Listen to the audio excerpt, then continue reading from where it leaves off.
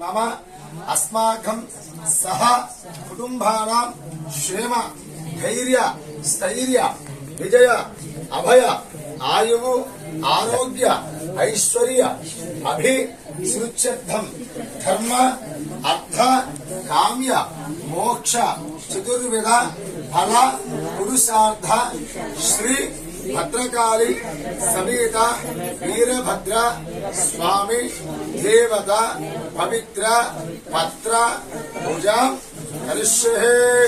महादेवाय नमः। सर्वभाय नमः। सर्वेश्वराय नमः। संभवाय नमः। शांताय नमः। पुष्पाणि पूल रक्षंजयाय नमः। भूतनादाय नमः।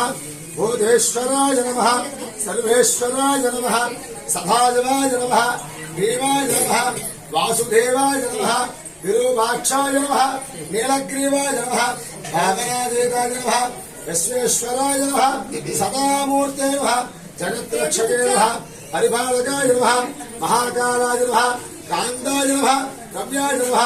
श्री वीरभद्र स्वामिने नमः। पुष्पाल पूज्य ओम विशाल सर्व विज्ञानां ईश्वरः सर्वभूतानां ब्रह्माधिपति ब्रह्मणोऽधिपति ब्रह्म शिवोऽपि सदा शिवों रुद्रं रुद्रावुदां रुद्रवाहनाय मूर्धेतं सुन्दराष्टं वामाङ्गं भीमरूपं किने किने नमसज्ज्वालामलप्रदङ्गमे भद्रकाले प्रियाय वीरभद्रस्वामिने नमो नमः। नमस्कारं महादेवाय नमः। ఈ సంవత్సరం మన కళ్యాణం చేయడం వల్ల ఈ పూజ ఉండదు. అంటే బోనం పోసుకున్న వారే చేసుకుంటారు పూజ. అర్థమైనా ఎవరు బోనం పోసుకున్నా పత్రి పూజ అంటే వీరభద్రుడికి ఇష్టమైంది ఏమిటి? నా మాటకి సమాధానం చెప్పాలి మీరు. అర్థమైనా నిజము రెండుము నీవు నిజము రెండుము నీవు నిర్మలుండవు నీవు నిర్మలుండవు నీవు సృష్టికర్తము నీవు సృష్టికర్తము నీవు ఇష్ట నీవు ఇష్ట నీవు ఆలకంఠుడివి నీవు ఆలకంఠుడివి నీవు ఆలనాథుడు నీవు ఆలనాథుడు నీవు బ్రహ్మదేవుడు తప్పకూడదు బ్రహ్మదేవుడివి నీవు మంత్రతంత్రము నీవు మంత్రతంత్రము నీవు మహిమ నీవు మహిమ నీవు ఆలోన వెలుతురు నీవు వర్తమన సంఘ. నమస్కారం చేసుకో బాబు భయేంద్రియులు. భలే బలర భలే బలర భలే బలర రుద్ర భలే బలర భలే బలర భలే బలర రుద్ర తగిడ తగ తగిడ తగ తగిడ తత్త అస్యరభ శరభ అస్యరభ శరభ శరభ శరభ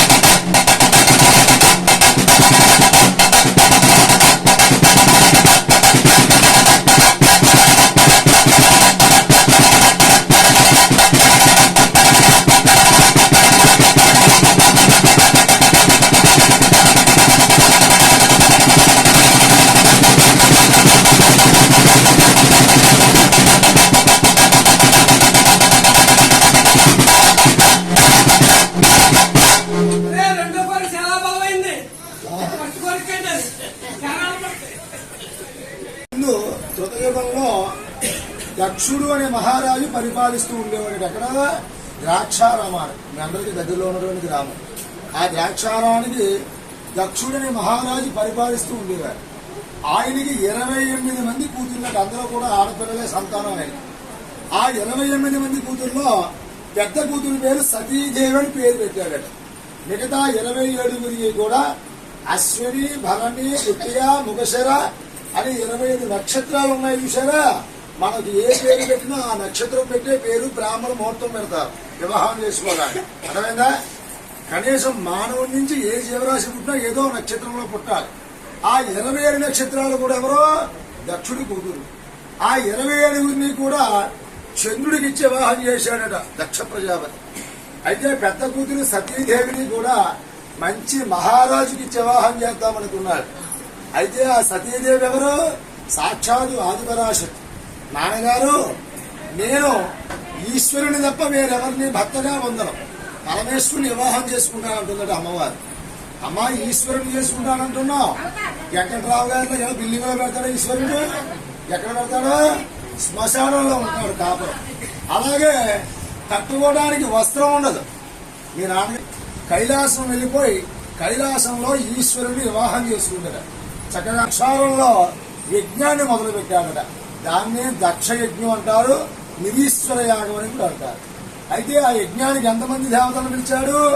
బ్రహ్మపట్నం నుంచి బ్రహ్మదేవుని, సరస్వతీదేవిని, వైకుంఠం నుంచి మహావిష్ణువు లక్ష్మీదేవిని, దేవగలోకం నుంచి దేవేంద్రుణ్ణి, నలిపట్నం నుంచి నారదమునేంద్రుణ్ణి తెలుసు కదా. అయితే ఆ నారదుడు ఎప్పుడైతే బయలుదేరి అడిగాడో, యావయ్యా మహారాజా, ఇంత యజ్ఞం చేస్తున్నావు, నీ కూతురులందరినీ పిలిచావు, మరి నీ పెద్ద కూతురు సతీదేవిని, నీ అల్లుడు పరమేశ్వరుని ఈ యజ్ఞానికి ఎందుకు పిలవలేదని చెప్పి అడిగాడట. ఆ మాటలు విన్న దక్షుడు అన్నాడట, నారదా, నీకు కలహము లేనిదే కడుపు నిండదు, ఎప్పుడు ఏదో దెబ్బలాడున్నాలే, ఇంతమంది వచ్చున్నారు, ఎవరైనా మాట్లాడారా? నువ్వు అడుగుతున్నావు, చెప్తున్నాను ఆలోచించు. ఆ శ్మశానవాసిని ఈ శుభకార్యానికి నేను పిలవనని గర్వంగా చెప్పాడని దక్ష ప్రజాపతి. ఆ మాటలు విన్న నారదుడు అక్కడి నుంచి బయలుదేరి కైలాసం వెళ్ళాడట. అమ్మా సతీదేవి, నీ తండ్రి యజ్ఞం చేస్తున్నాడు ద్రాక్షారామంలో, నీ చెల్లెళ్ళు అందరూ వెళ్లారు, ముక్కోటి దేవతలందరూ వెళ్లారు, నిన్ను పిలవలేదమ్మని చెప్పి నారదుడు మళ్ళీ సతీదేవిని అడిగాడట. అప్పుడు అమ్మవారు అంటుందిగా, నారదా, నా తండ్రికి 28 మంది కూతుర్లు, అయితే నేను ఇష్టం లేని వివాహం చేసుకున్నాను, నా మీద కోపంగా ఉన్నాడు, అయినా వెళ్తానని చెప్పి అమ్మవారు భర్త దగ్గరికి వచ్చి అడిగిందండి ఈశ్వరుని, పరమేశ్వర, ప్రాణేశ్వర, నా అమ్మ ఆ యొక్క పరమేశ్వరుడు ఆ కైలాసంలో భయంకరంగా శివతాండం కట్టాడట. ఆ శివతాండానికి స్వామివారికి ఉన్న జటాచూటాలన్నీ కూడా కదిలిపోయాయట. ఒక జటాచూటాన్ని, ఒక జటను లాగి అక్కడ ఉన్న కైలాస పర్వతంపై వేసి కొట్టాడట. ఎప్పుడైతే జటాచూటాన్ని కైలాస పర్వతంపై కొట్టాడో ఆ పర్వతమంతా బాణాబద్దలై అక్కడ పుట్టాడట వీరభద్రస్వామి. ఆయన, పరమేశ్వర, ఏం చేయమంటావో చెప్పు, ఈ భూమండలాన్ని ఎత్తి కొదేసేయమంటావా, సప్త సముద్రాలు నీరు తాగమంటావా, అగ్ని పర్వతాన్ని పిండి చేసేయమంటావా? అప్పుడు పరమేశ్వరుడు అన్నాడట, నాయనా వీరభద్ర, అదిగో ద్రాక్షారంలో దక్షుడు యజ్ఞం చేస్తున్నాడు, నువ్వు వెంటనే వెళ్లి ఆ యజ్ఞమంతా కూడా ధ్వంసం చేయవాయన అని చెప్పగా ఈ వీరభద్ర పట్టుకుని ఆ భూతాల తలలన్నీ నరికి ఎగరేశాడట. ఆ తలలన్నీ ఎగురుకుండా వెళ్లి శమీవృక్షం అంటే జమ్మి చెట్టు మీద పడ్డాయి. ఆ తలలన్నీ కూడా వెళ్లి ఆ అమ్మవారు ఆ శమీదేవత ఆహారం అంతా కూడా ఆ తలలన్నీ ఆహారంగా స్వీకరించింది. అందుకనే మనం అమ్మవారి దగ్గరికి వెళ్ళడం జమ్మి చెట్టుగా నైవేద్యం పెట్టడం. అలా ఈ యొక్క వీరభద్రస్వామి ఆ యొక్క శమీవృక్షానికి నైవేద్యంగా పెట్టాడు కనుక ఆ ఆనవాయిగా మనం కూడా నైవేద్యం పట్టుకెళ్తాం. అర్థమైందా? అక్కడి నుంచి మళ్ళీ వీరభద్రస్వామి వీరంగమాడుకుంటూ బయలుదేరాడట. ఎప్పుడైతే బయలుదేరాడో స్వామివారు సగం దూరం వెళ్ళగా చెమట పట్టిందట గుడి పక్కన.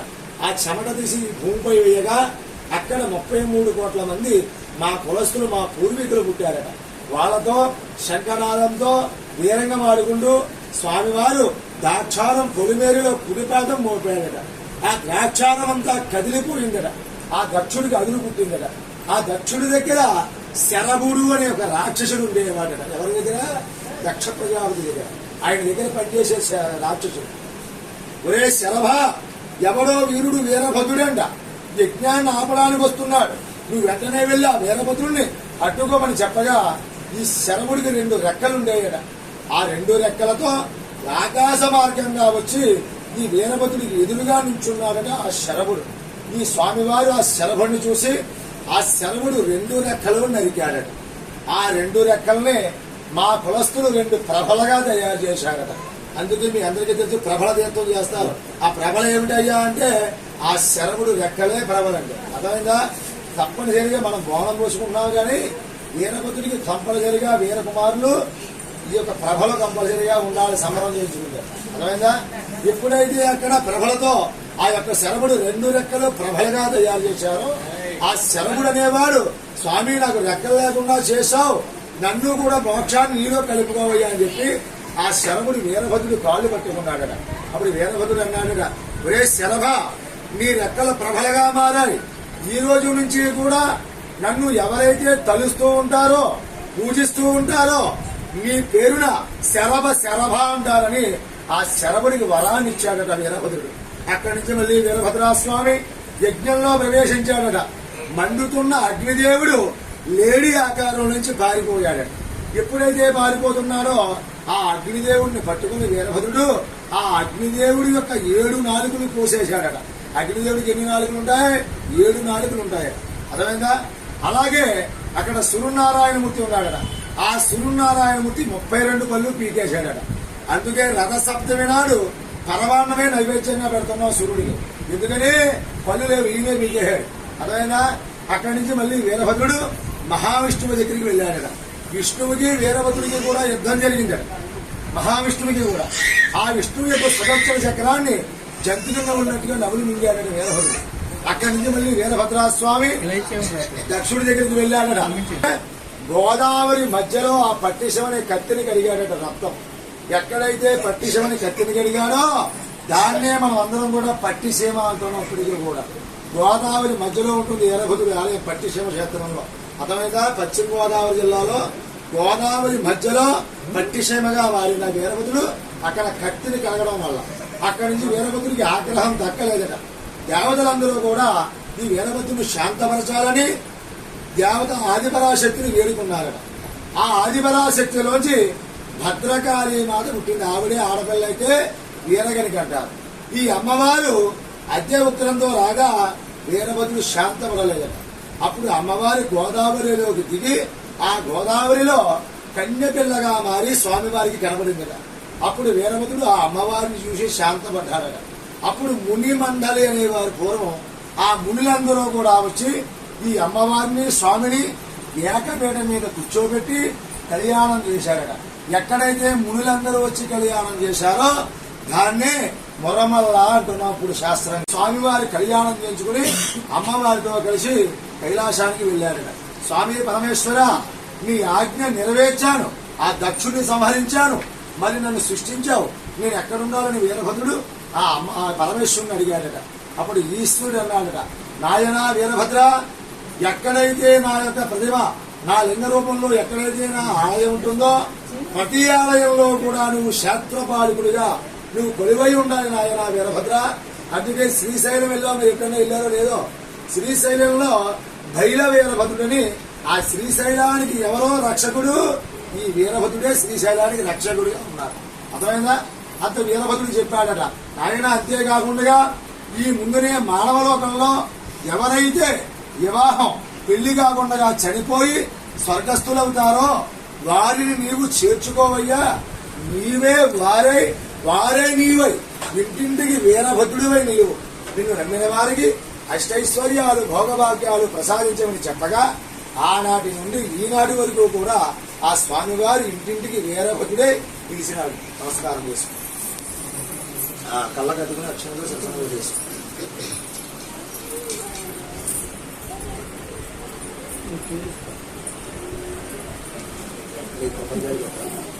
భద్రస్వామి దేవతా ధన గణక వస్తువాహన వ్యాపార వ్యవసాయ ఆయురారోగ్యస్తు ధన గణక ఇష్టగామి అర్థాలు మనోవాంఛేద్యమంగా అది చేసి నమస్కారం చేసి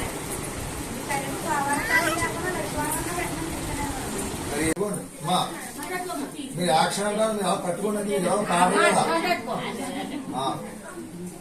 చిన్న చెమ్ముతో నీరు శ్రీకాయ పథకాలు అప్పరపు జలపాలు అమ్మ నీకు కమ్మ నీ పిన్నంట కచ్చోర కొబ్బరి తిత్తురు మావీర భద్రుండకు జయ జయ మంగళం నిత్యాశుభ మంగళం గల్లు గల్లున ప్రాత గజ్జాలంధల మృగ కలయం సాండకాలు కలగి ఎక్కడికే జడలోన గంగాను ధరించుకున్నట్లు జగమో నిలిన సాంబా శివుని సన్నిధికి మంగళం మంగళం వీరా భద్రా మంగళం మంగళం భద్రా కాళీ మంగళం మంగళం చంగావి చీరలు కొంగులు జారంగా రంగైన నవ మోహనాంగి ఎక్కడికే పులితోలు వస్త్రము భూతి ధరించిన భూమండలమేలో జగదీశు సన్నిధికి మంగళం మంగళం వీరా భద్రా మంగళం మంగళం భద్రా కాళీ మంగళం మంగళం ఆనంద ఘోర మంగళ సుందర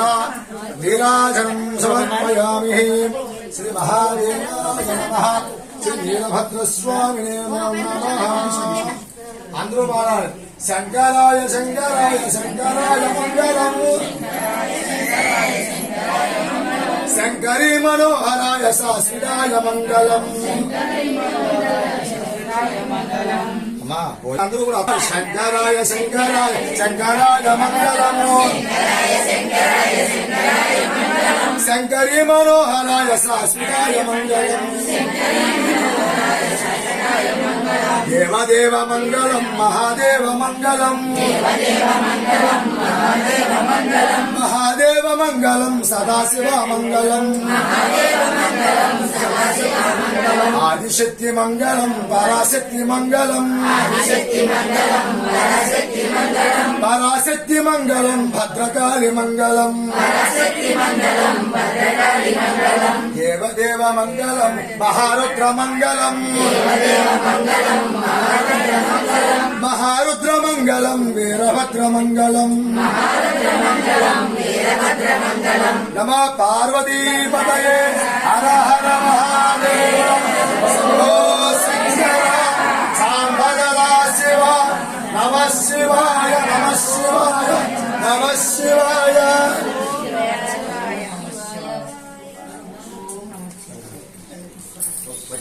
హర హర మహాదేవ అస్సరభ అస్సరభ అస్సరభ ఈ పళ్ళు మీరు పట్టుకుంటే వాడిచ్చే అవకాశం పాసం తీసుకుంటే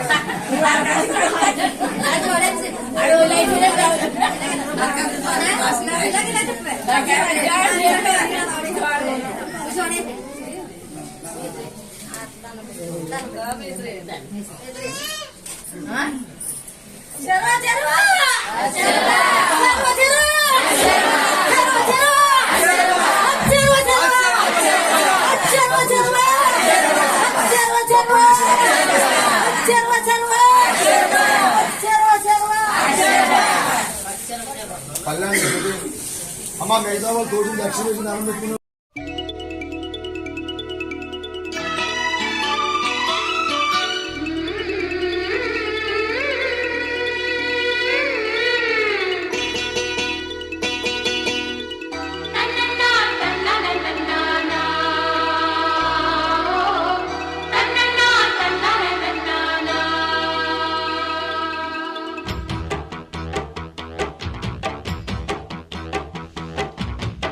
గజ్జ కల్లు మన్నదో గుండె జల్లు మన్నదో కట్టు తప్పుతున్నదో గుట్టి చప్పుడైనదో తట్టుకో తడే తమాషా ఇచ్చుకోవడే మజాగా లేత చీకట్లో నీ ఒళ్ళు శృంగార కావిళ్ళు మొయ్యాలిలే సోపు పూరి గులాబిచ్చి మారాకులేసింది నన్నంటుకో చిన్నింటిలో జున్నంటుకో గజ్జ కల్లు మన్నదో గుండె జల్లు మన్నదో కట్టు తప్పుతున్నదో గుట్టి చప్పుడైనదో తట్టుకో తడే తమాషా ఇచ్చుకోవడే మజాగా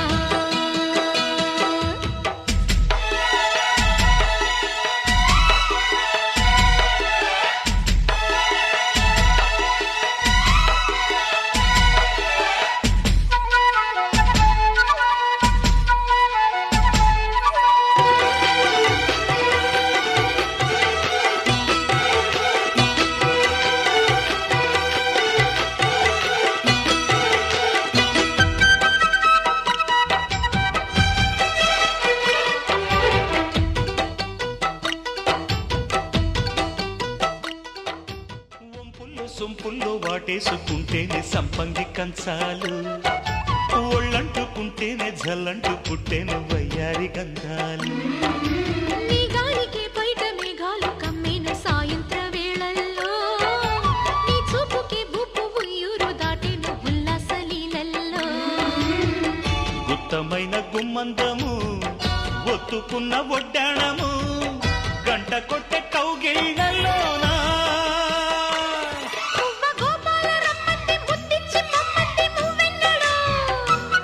జివ్వు జివ్వంటూ నా గువ్వ గూడెక్కి కూసింది నీ కోరలో, నీ రెండలో, నీ గుండెలో. గజ్జె గల్లు మన్నదో, గుండె జల్లు మన్నదో, కట్టు తప్పుతున్నదో, గుడ్డే చప్పుడైనదో, తట్టుకో తడే తమాషా, ఇచ్చుకోడే మజాగా.